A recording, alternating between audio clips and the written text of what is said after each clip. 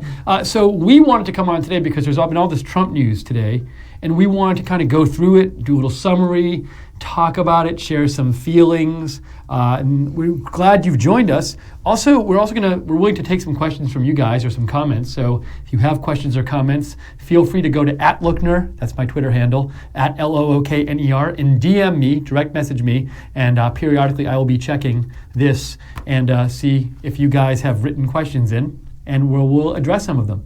So let's get this started. What should we start with? Oh, well, the most recent piece of breaking news was that President Trump signed an executive order about extreme vetting. And the executive order basically, so I went and did some research, and it's not entirely clear what this extreme vetting will involve. But basically he said it's an executive order that calls for extreme vetting for anybody who wants to get a visa, any potential immigrant from countries that are known for having a high degree of terrorism. That are countries from where we might expect there to be terrorists coming. So that's in terms of the details are not clear yet. I read a number of things online, and it's not. I don't think the actual executive order has not been explicitly released yet. But we do know he signed an executive order calling for extreme vetting. So now, Brad, you look like you had something to say. Yeah, I was going to say. I assume you did anyway. I'm sorry. The overhead light needs to be off. But anyways, okay. What was your question? So extreme vetting. How do you feel about this? Do you have any strong thoughts on President Trump signing this executive order on extreme vetting? It's something he promised during the campaign. We don't know specifically what the extreme vetting is going to involve. What's your first reaction when you hear that? First of all, I hear extreme, and I think pretty crazy stuff. I mean, extreme vetting. Mm-hmm. It sounds like beyond. I guess that would be beyond any type of vetting we've ever done before, right? Extreme. I think that's implied by the word extreme. Right. Do you have concerns about that the vetting could be too extreme? Is there something you're worried about? I don't know. I mean, if it's like extreme vetting of, I read that it was like, anyone coming from Syria in particular, which, Syria is pretty much a disaster right now. So I don't think you really can be too extreme as far as vetting when you're talking about vetting from a country like that. Right. And when he says extreme, I think at this point he just means they're going to actually start doing what they're supposed to be doing all along. Immigration should have been something that really takes time. It takes a process. It can be expensive, but it needs to be done the right way. He's not saying you can't come in, but he's saying there is an official process and you need to do it, and you need to cross your T's and dot your I's, and that's where the extremity comes from, because now, everyone thinks he's against immigration completely. He's not. There's just a way to do it, and that's the legal way. Yeah, and it's a good point you make. We should clarify that this order is not like we want extreme vetting for the rest of history of the United States for every country. It's focused on countries where we think there might be a risk of terrorists coming in. Right. But let me play devil's advocate with you guys. Here we go again with the devil's advocate. I think it's worth saying. So someone might say in a case like Syria, which you brought up, Syria is, people there are in a lot of danger and they're going through some horrible circumstances, and these people need help. And extreme vetting, if it's going to be more extreme than what was done before, it's going to take more time for these people to get here, but what they don't have is time. Do you think there's a risk, if you make it too extreme, that this will, perhaps there are people who could have been saved by coming into this country, or do you think that's outweighed by the potential benefits? Oh, you're welcome into the frame. So anyways, I think there's, first of all, I think extreme vetting from Syria is a must. And I don't think we should be bringing these people in. I know they're having a very hard time, and I'm sympathetic to their issues. I can only imagine what they're going through. I have no idea. But, we can't bring these people over here. We have enough issues as it is with our country. We have pretty much an unofficial civil war right now between races and nationalities because of, that was all kind of created by our last president, who left us in pretty much a complete disaster almost. So I think the last thing we need to do is bring people here, especially in particular from that part of the world. So, now, what if somebody says though, like, how about this? Somebody could say, look, it's in our. Granted that we have issues to deal with here, but I've seen arguments that say it's in our benefit to bring people from these countries, because if you make the situation better in those countries, it's better for us ultimately. But what if we accidentally bring in someone who's not a good person. Right. We've done that. So you're worried, Liz? Well, we've done that, but I think one of the things that makes America so great is that we're a melting pot full of people from different cultures, and that's how we were founded. And I think if we start now with just stopping it completely, I don't think that's right. We are some people's saving grace, and I think there needs to be a vetting process. It needs to be a strict one, but we are some people's only hope, the United States of America. And you can't look at the picture of the Syrian boy after he was in a bomb and just not wish that you could help him somehow. I mean, I wish he could be here with me in Auburn, Alabama, so I would never say that he completely needs to stay in Syria. I think some people are good people, and there's a way to get here, and I hope they do. But isn't there a way, though, like you could say that they're good, you can have compassion for them without bringing them, halfway across the world, because you could set up these safe zones in Syria, or maybe just on the outside, on the outskirts of Syria, or wherever is safe, and you could away from the threat, so away from the immediate threat. So, but instead of bringing them here and putting that burden on our economy, couldn't we put them in a safer area and basically, just get them away from the danger, but not necessarily bring them here, because there's a way to have compassion, but also there's also at the same time a way to, because bringing them here, bringing them here, I understand we feel sorry because we see the pictures of the child that was very horribly, horrifically hurt and physically hurt, and it's horrible to see, and I have compassion for that kid just as much as the next person, but the thing about it is, I don't think that just because we see that, we should say, oh, we need to bring that child here. I think we need to see that and say, okay, we need to do something about ISIS, first of all. We got to stop them. We got to get rid of ISIS. There's no question. I agree. But as far as the refugees go, I think instead of, because those people are they have a hard time assimilating in general, whether they're refugees or not, coming from, these, countries that are dominated by terrorism, So you mentioned the safe zones, which is an interesting point to mention, because President Trump, I know, has called for safe zones, which are these places in Syria or close to Syria where they would be protected and refugees could go there instead of, going to a different country. Well, however, let me say this, an argument against that that I've seen some people give is that creating safe zones puts our military at risk, which is it might involve troops of ours going over there, and we might not be ready to have troops again in the Middle East. But let me go over to Liz, because I think you were going to jump in here. Well, I was just going to say, a safe zone, well, theoretically it sounds like a good idea, but that would just be like sending our troops over there, sending money over there to fund it, which could be used in our economy with the refugees.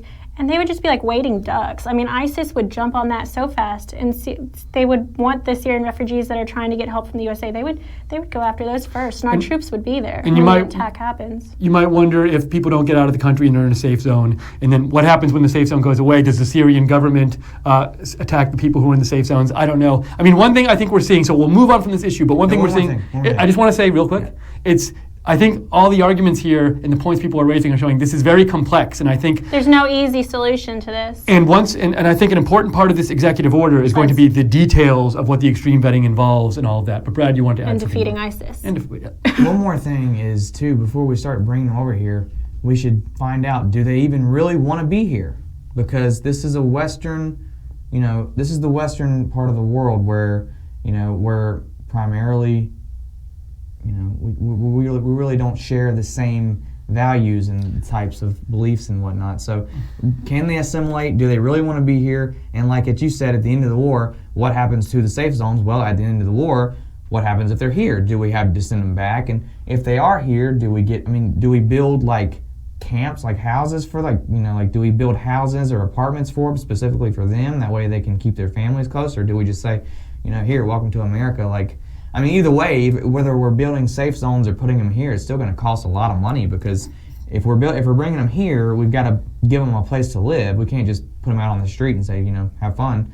But So either way. You raise this issue of only bringing in people who want to be here. So in theory, this vetting system... No, I'm totally for that. I'm guessing part of what it's supposed to do is to weed out people who might not be pro-America or might not want to live the way Americans generally like to live. But is that possible? I mean, I wonder... The bad guys would be trained to be able to pass that vetting system anyways. This is what I wonder is I do, like, if somebody just wants to come here, like, how do you find that out? And maybe there's research you can do, but it seems like just asking them might not help. Well, and you think that just asking them... Yeah, they're trained professionals to lie and kill. I mean, if they're going to come here because they want to do a terrorist attack or they don't have our nation's best interest at heart, they're going to find a way in either way. And unless maybe a lie detector. Shoot, I don't know. Those work. I don't know if lie detectors actually work. I'm not familiar with it. Well, you can be trained to pass one of those and lie. Let's move on to a different thing that happened today. So we should talk a little bit about this press conference that happened today. So there was this press conference today. It was President Trump's first news conference as actually president. He held in the White House. In the White House. He gave his press conference at Trump Soho a few weeks ago. The press briefing. So I'm wondering if it wasn't called a news conference, because I agree with you. He did do that thing a couple weeks ago, but I also saw a bunch of sources say this is his first news conference as president. It was his first time giving a press conference in the White House. We can agree. I actually think we should argue about this for another hour and let them watch it. Well, he gave a press conference as president 2 weeks ago. I was there in New York. Yes. Wait a minute. But was it a press conference? Was it a news conference? 27th. Okay. Anyways, maybe it was the first one in the White House. Oh, when was I in New York? Whatever. It's been a long day. A week ago? We won't put you through 2 weeks ago. We will not put you through this. Yeah, that's fine. But anyways, this press conference happened. He gave it with the Prime Minister of, is it the UK? Is it Great Britain? Should I be calling it Britain? The thing I like about this monitor is I can't quit looking at it. Oh, I'm sorry. But he gave this press conference, and it was pretty short. It was 2 questions to him. It was 2 questions to Theresa May, the British Prime Minister. I wanted to ask you guys about something. So I noticed, one of the things I noticed is on the 4th question, so there was question to him, question to Theresa May, question to him, question to Theresa May. So the 4th question was the second question to Theresa May. And the person asked like a 2-part question, but basically it was really directed towards Theresa May. And then at the end, the person asked like a little extra something to President Trump. And President Trump kind of just answered the question first, and he kind of took control of the question and gave this 2-minute long answer, and then she kind of threw in something at the end. I was wondering, do you think is it cool that he did that because he was trying to be more open with the press, or was he stepping on her her answer, that was really her question, let her answer first? Was it just a simple mistake, or do you have any thoughts on why he did that and whether you thought that was a mistake or not? I think he felt like the question was probably redundant. Maybe they had already answered. Maybe he had already answered the question in another form or fashion, and maybe he felt that it was redundant. And maybe he felt like that reporter was just trying and digging and searching really, really hard to find something negative.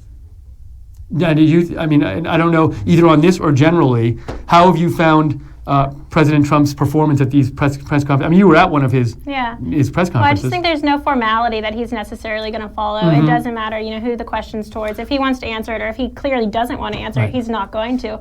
And it looked to me that President May, or Prime Minister May and him had good banter. They talked. Right. You could see that they had a relationship going, and they talked about their relationship and that it was a good one, a special one, and they're going to keep it going. So I don't think that, he insulted her in any way. I think he was just being himself, which is a talkative guy that takes control. Another point that came out at the press conference I wanted to ask you guys about was, so President Trump said this thing. He was talking about enhanced interrogation techniques. These are things like waterboarding. Right, yeah. And he meant to use the word torture too. And what he basically said, and he has said this before a couple days ago, he said, James Mattis, Secretary of Defense, doesn't think those kind of enhanced interrogation techniques work. Really? Hold on. So President Trump said, he said, now I don't agree with my defense secretary. I think they do work, but I'm going to defer to him. Right. So he said he's not going to push these techniques because James Mattis said they don't work. But he also said he thinks they do work. So I found that interesting. Do you think it's weird for a president to say, I don't think this works, but I'm going to do it anyway, or I think this works, but I'm not going to do it because somebody else says it doesn't work? I think I was looking at her, so. And then we'll go to you. Sure. It's a tough question. Sean Hannity's interview last night on Fox, they really got to, instead of just giving a really straightforward answer, they kind of went into it with each other, and President Trump talked about how it used to be legal and it wasn't necessarily considered torture, but now it is. And at that point, it's illegal. They can't do it, but he believed without a shadow of a doubt that it is effective. Sean Hannity said he personally interviewed the man who conducted it and had 3 successful attempts of waterboarding. And Sean Hannity brought up a good point where he said, if you had a son and 2 guys came and kidnapped your son, and you got one guy, the other guy got away with your child, would you waterboard? Would you use a form of torture if that was how you were going to get your son back? Now, you might say, though, that somebody who has had something happen to their son is not a neutral observer, and you might think that they're just going to do anything to get him back, but the normal person wouldn't. But let me ask you this, though. So, are you okay are you personally okay if Trump says, I think this thing works, but I'm not going to do it? Are you cool with that? Or do you think if he thinks it works, he should tell the military they should do it? I wouldn't be surprised if the military ended up doing it somehow, because it sounded last night that they had firm belief that it did work, but he is relinquishing control right now by letting the Mattis, yeah. By letting. So you think this might change, it sounds like, at a certain point. I mean, it's certainly been a topic that he's not necessarily straying away from. He got a lot of heat yesterday, even from the Prime Minister, about torture, and most people would tiptoe around it, but he's still sticking firm that he believes it works. Okay, so then maybe that's a sign he'll change in the future and say, hey, Mattis, I actually think we should do this. I don't think he wants to waterboard anyone. He said that. I mean, he said that he doesn't want to use it, but he also said that right now the terrorists and the people that we have in our country that are hurting us are just sneaky rats, and that couldn't be any more accurate. If you can't, if someone's in danger, that's how they got Osama bin Laden, and we needed him gone, so. Brad. So do you think he's actually... Okay, what I think is, and it's all politics, right? It's all politics. It's all talk. Okay. I think General Mad Dog is not against waterboarding. Because General Mad Dog is he's not that type of guy. You think if he came out and said it right now, if Trump said I support it, that he would just get too much hate? People would just really... so. Well, he would that get would be the so final much straw. heat. He would get so much heat right now, and with every, the political, I guess, what we're experiencing right now in our country, he can't come out and say, you know what, with the way Muslims feel like they're being attacked and whatnot.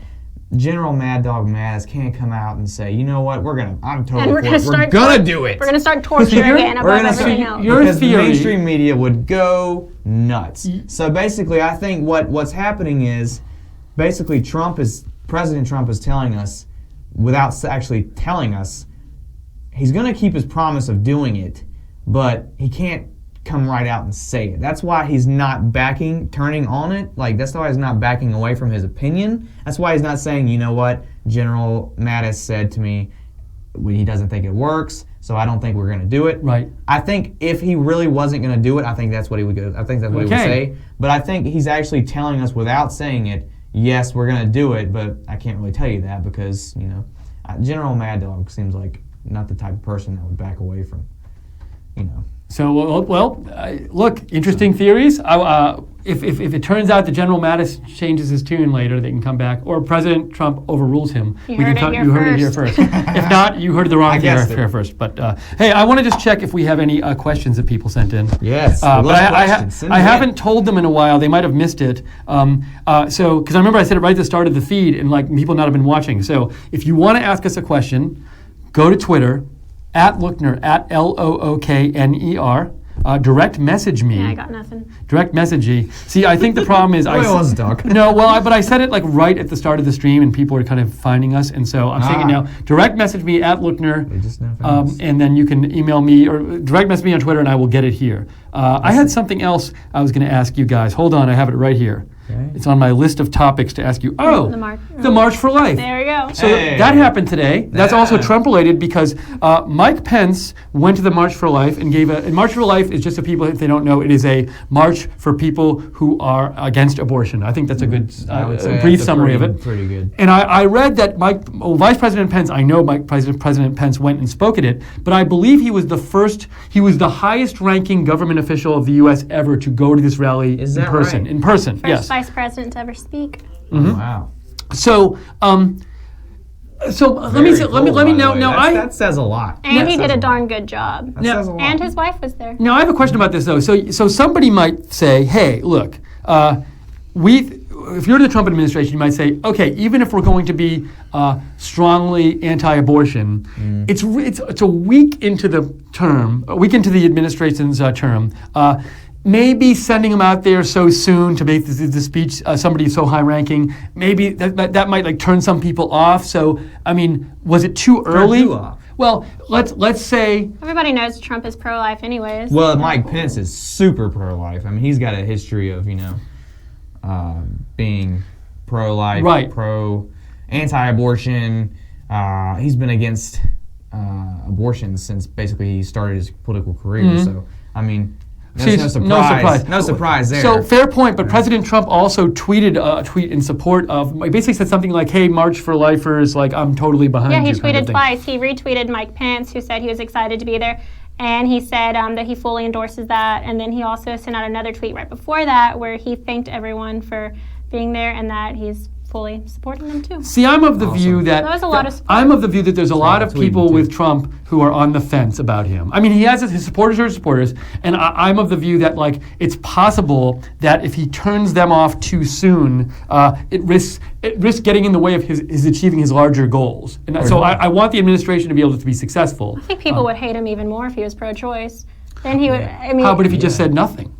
Well, then, That's not why we voted for him. That's not Trump, though.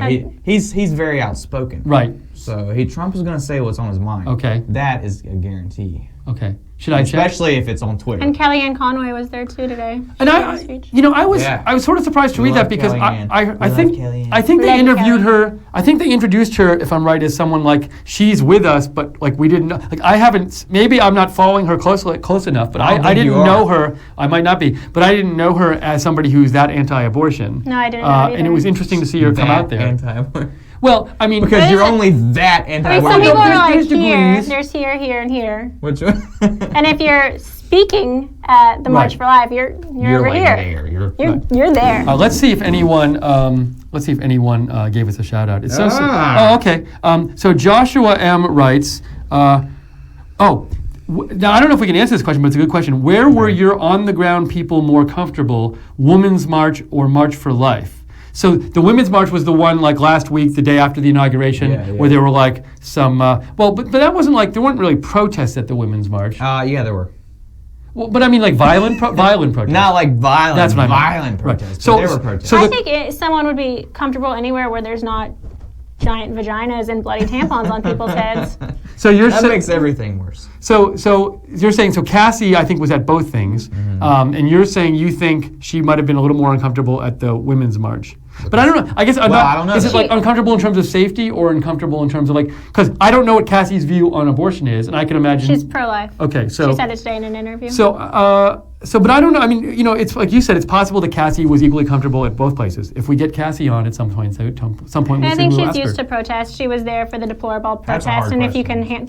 can handle that protest, I think you can handle just about anyone. But she also interviewed a lot of people who were, back and forth, and she was talking about the different atmospheres of both events. And I think Cassie mentioned that this one was just more. I know she tweeted that this one was a lot more promising and uplifting. There were a lot of signs, children with beautiful signs saying like "I love life" and stuff like that, versus the signs that were at the Women's March. Have either of you guys actually covered or been at a protest that turned violent? Because I know when we were at Deplorable, I can't say there was that. protests kind of starting to go on outside, and I was really scared. Like I was scared. I did not want to I cover it thought at all. I was and I thought I waiting would for get hurt. ISIS to come. So I am not the person to send out to cover protests because I'll be too scared. All right, let's look into I'd be the one for having. everybody. Oh, Joshua M said whoop whoop. We asked his Whoop, question. whoop. So All right, there you go. He got his wish. Got your whoop, whoop. Let's see.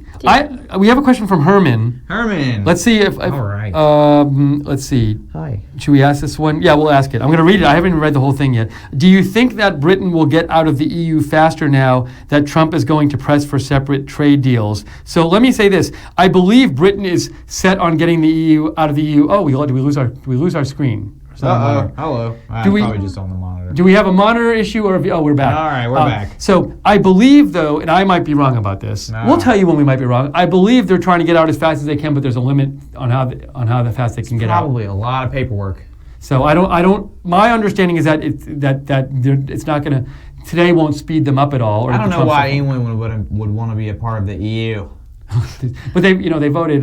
EU. From Prime Minister's reactions and her statements to Trump today and at the press conference, I think that they will be getting out of the European Union, and it's just a matter of time. She said that she's excited for the trade deals and what's to be renegotiated with Trump, and it's a new relationship for a new era.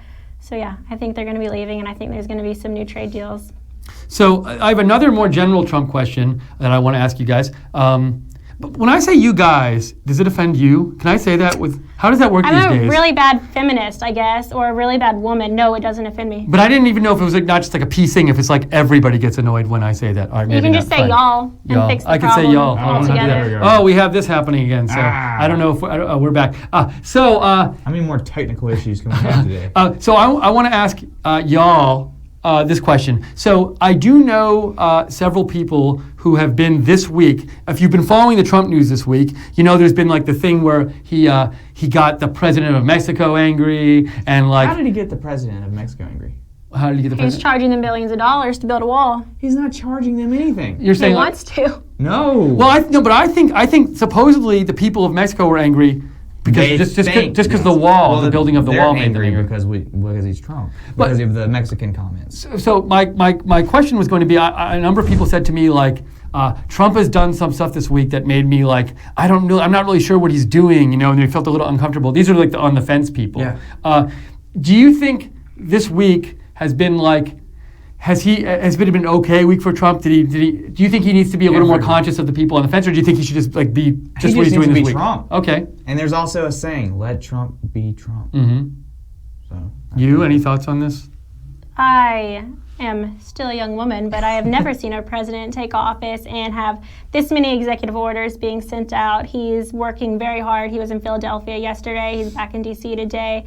And I forgot the question, but... Well, I was just asking if you thought like this week in general was like an okay week for him, or do you think maybe he made some people upset by stuff he did? I saw a lot of tweets where people are upset, and they're tweeting him saying that they voted for him, and why has he already done this? Because now they regret voting for him. But everything that he's done this week was part of his campaign promise. Right, it wasn't like surprising. I think that's great, and you never see that with a president. They have campaign promises, and then they don't fulfill them because of one thing or another. Although he's done this kind of interesting thing, which is I think he did a lot of executive orders, but a number of them, like for example, the executive order on the wall, that doesn't make it so the wall gets built. No. Congress still has to approve the money. So I do think there's this question out there of like, was this week about satisfying his base while still leaving it open for him to kind of, he might think, well, maybe we don't really know yet if that wall is going to get built, even though he signed the executive order. And we don't even know what's in his mind. Maybe he thinks it might not get built. One way or another, that wall is going to get built. That's what I was about to say. If it's Trump's last word, that's what... You think it is? Yeah, I don't think Congress is going to approve it. But and Mexico will pay. Well, there you go. Look, I think he might want that. Who's going to pay? Just don't tax my tequila. Mexico! Just kidding. Okay, here we go. This is a very historical question. I'm going to ask the question, and I am not capable of answering this because I don't know the history well enough. I'll tell you. But there's a way of asking it that's a little more sort of related to this. So Connor Wells writes in and says, hey, Connor. I am watching from the UK, thank you. Do you think that the May-Trump relationship can be better than Reagan and Thatcher? And I am totally honest with you, I don't know enough about the Reagan-Thatcher relationship. Before my time. I heard it was pretty good. But I will say this is related to something what you said, Liz. I think if you just watched the body language today, I saw no sign of like discord or awkwardness. They seem to get along pretty well, so I agree with you there. Did you have any thoughts on this about what it seemed like to you today to watch them interacting? Trump loves Reagan. He was talking about it last night as one of his favorite presidents, if not his favorite president. So I wouldn't be surprised if it's just a very similar relationship. Yeah, I think so. I mean, they probably have very similar ideals, and they both sort of were elected in kind of the same fashion. Theresa May came out of the whole Brexit issue, and Donald Trump came out of people being totally upset and very angry with the direction of the United States. So I think they probably have a lot more in common than we would think. And also, I should know this, but I believe, and Trump mentioned something about this, he has like roots in Scotland, but I don't know the exact roots he has in Scotland, like family roots or something like that. Yes, I believe. His family is, I believe his father Fred, might be from New York. They can look it up. You guys can look it up. I know his father Fred was from New York. Let's see. This is a good. I'm going to ask a good question. This is one I have no idea what the answer is. Steve, who do you think would fill the spot for the DNC chair? I have no idea. I think it's a good question. Who would what? Fill the spot for the Democratic National Committee chair. I thought there was already someone that's been announced. Wait, now I'm confused. No, that was the Republican National Committee. Never mind. They were considering people. They had announced someone. So, anyways, I don't know the answer, but I like the question. That's from some normal Benji Gonda asked that one. You're gonna have to start asking us questions that we know the answers to. Yes. No, I like easy questions, please. I like your questions. Limit to yes or no. These are way too much. So we're gonna wrap this up pretty soon. But first, I want to say what I'm looking there, but I know the camera's there. Why on here does it look like you've been in a tanning bed for 8 years? Maybe I have. All right. So what if people, Liz and Brad want to follow you on Twitter? How should they follow you on Twitter? I know I'm white, but I'm not that white. You done? Yes. I'm just kidding. Follow me on Twitter @_Liz Willis. Mm-hmm. Tweet me. I like to reply. Brad, do you like to reply to tweets? Nah. Oh. But you can still follow me though @NewWorldNewAge, and you can tweet me and I might reply. Sometimes, most of the time, I just like it, but sometimes I'll retweet it if it's really cool. And then sometimes I'll be like, hey, what's up? All right. So, I'm an @Lookner, @LOOKNER. And I just want to tell people out there, so it's the end of the week, but I do know next week, so if you've been paying attention to the news this week, there's a constant stream of Trump news every day. I don't know if he planned it this way. Big surprise. But it's basically he's created an environment where any little press conference, or if he signs an executive order, if he picks up a pen, yes, everybody wants to be there, and even when his people are somewhere, everybody wants to be there, and everybody wants to know what's this person going to say, what's Sean Spicer going to say? I've never been so interested in presidential press conferences. Sean Spicer is a boss, by the way. Do you think President Trump is plan this out so he's I want people to be into this and get attention like he does a reality show? Oh, yeah. Or do you think he's just naturally doing this and he's good at getting Maybe attention? a combination of both. Okay. I mean, 4 years ago, I think the voting rates for my generation, 21 and under, was the lowest it had been in history. So to see how things have changed with him being president, that's just something that doesn't get enough media attention. He has gotten everybody involved. Everyone has an opinion, which, love him or hate him, that's what he's trying to do, is get you educated on your government and your country. He certainly has gotten people more participatory, I think. Oh, and one other thing we forgot to mention, if we're summarizing the day, so much stuff happened. So I did find it amusing at the end of yesterday, there were all of these headlines and Trump sends our relationship with Mexico to the worst point in years, and it's this awful, terrible fight and all of these things, and huge argument and disagreement and huge tension. And then, of course, today we get the news that President Trump and the President of Mexico talked for an hour. Yeah, they talked for an hour. They like each other. The day after. They like each other. They're friends. Was this one of these friend fights? For all we know, President Peña was busy and he couldn't make it. It's not like he called to say hey, I hate you, I'm not coming. So that's all. I'm guessing he had to put that out for his domestic consumption. His constituents said, don't go to the U.S. to speak to Trump. It'll be a political disaster. So he said, you know what? I can't go. This is all my theory. But he probably said, you know what? I can't go. I'm sorry. I'll have to give you a call. And then they were like, you know what? All right, well, don't call right away because that makes it like obvious. So call tomorrow. It's kind of like a Build some relationship. tension and get some viewers. So do you It's like a so do you relationship, guys you know? think like this whole thing? Because I do think this stuff does happen, where like the leaders will talk to each other and say like, look, we each have these needs, so let's disagree today, and then tomorrow we'll do a call. Do you think, Liz, like they talked about that in advance at all?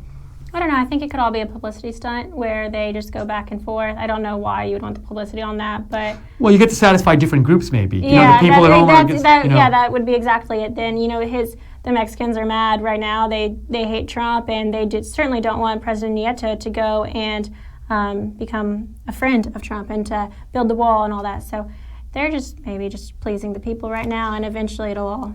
See, But according to Trump, the Mexican people love him. That's according to him. You're too good at that. so it's, The Mexican people, they love me. with Trump, because even politicians in general, there's a lot of kind of like posturing and kind of like sort of trying to have things both ways. But then with President Trump, remember, he's also a businessman, and as I Right. keep saying, businessmen are negotiators and they're good at bluffing and stuff. Yeah. So it's always interesting to wonder like what's really going on in his head.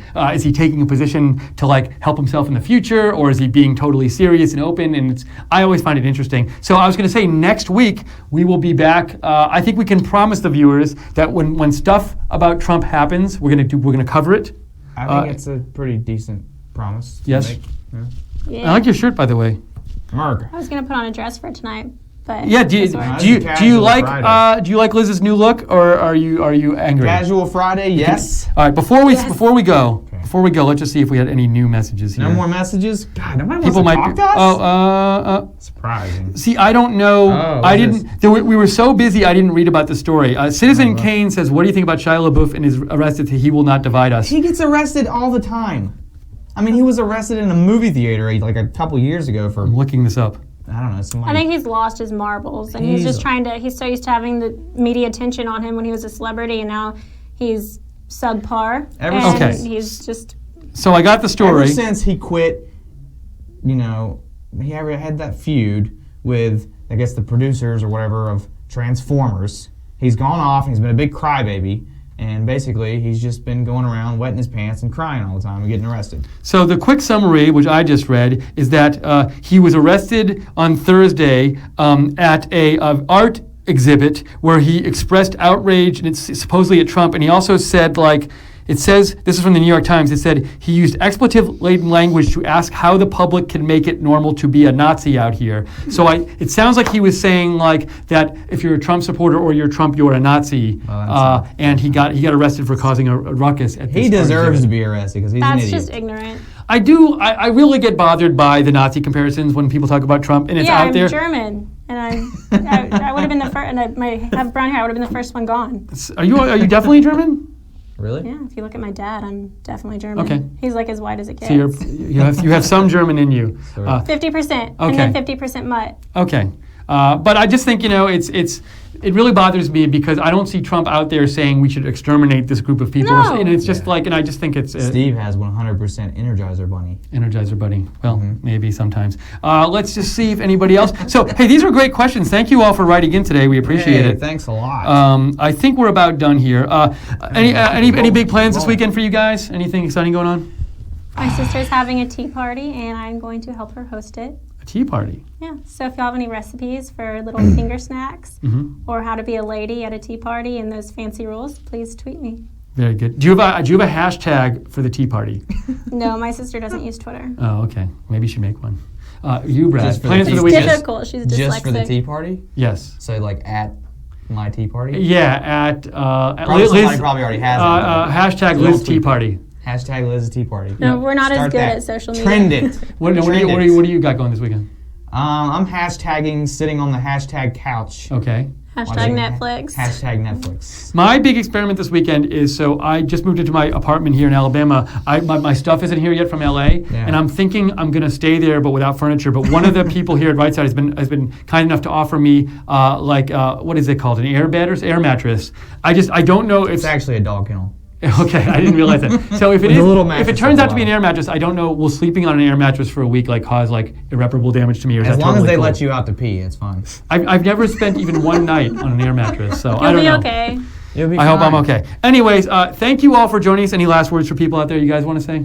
I would just say lay off the tanning bed. Okay. You look like you. I think you guys are pale. I'm normal color. It's You're my pale. German. All right. Thanks for joining us. We will join you next week with more Trump updates and updates about news in general. And we can also say if something breaking happens this week, we will try to do some kind of update for it. So have a great weekend. Thank you for joining us at Right Side. Until next time.